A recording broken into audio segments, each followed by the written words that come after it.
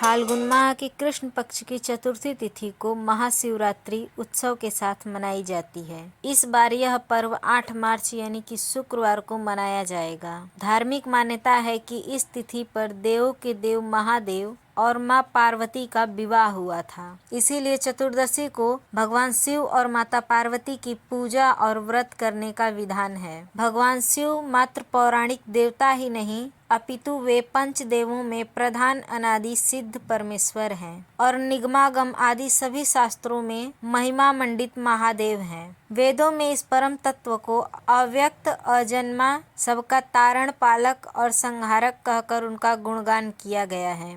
भगवान शिव के लिंग और मूर्ति दोनों की पूजा इसलिए की जाती है क्योंकि शिव ब्रह्म रूप होने की वजह से निराकार और रूपवान होने की वजह से साकार कहे गए हैं। शिवरात्रि व्रत परम मंगलमय और दिव्यतापूर्ण है। यह व्रत चारों पुरुषार्थों में धर्म, अर्थ, काम और मोक्ष को देने वाला माना गया है। मान्यता है कि ऐसा करने से साधक की सभी कामनाएं पूर्ण होती है। अगर आप भी भगवान शिव का आशीर्वाद प्राप्त करना चाहते हैं तो शिवरात्रि के मौके पर विधि विधान से पूजा करके उन्हें खुश कर सकते हैं। भगवान शिव हमें काम, क्रोध, लोभ, मोह, मत्सर आदि विकारों से मुक्त करके परम सुख, शांति और ऐश्वर्य प्रदान करते हैं। वैसे तो शिवलिंग पर एक लोटा जल चढ़ाने से ही भगवान शिव प्रसन्न हो जाते हैं, लेकिन शिवरात्रि पर किस तरह से आप भगवान शिव को खुश कर सकते हैं और उनकी कृपा प्राप्त कर सकते हैं, इस वीडियो में हम आपको बताएंगे। भोलेनाथ की कृपा पाने के लिए श्रद्धालु प्रातः स्नान आदि करके शिव मंदिर जाएं। दूध, दही, घी, शहद और शक्कर से अलग अलग तथा सबको एक साथ मिलाकर पंचामृत से शिवलिंग को स्नान कराएं। जल से अभिषेक करें। पूजा में चंदन, मोली, पान, सुपारी, अक्षत, पंचामृत, बेलपत्र, धतूरा,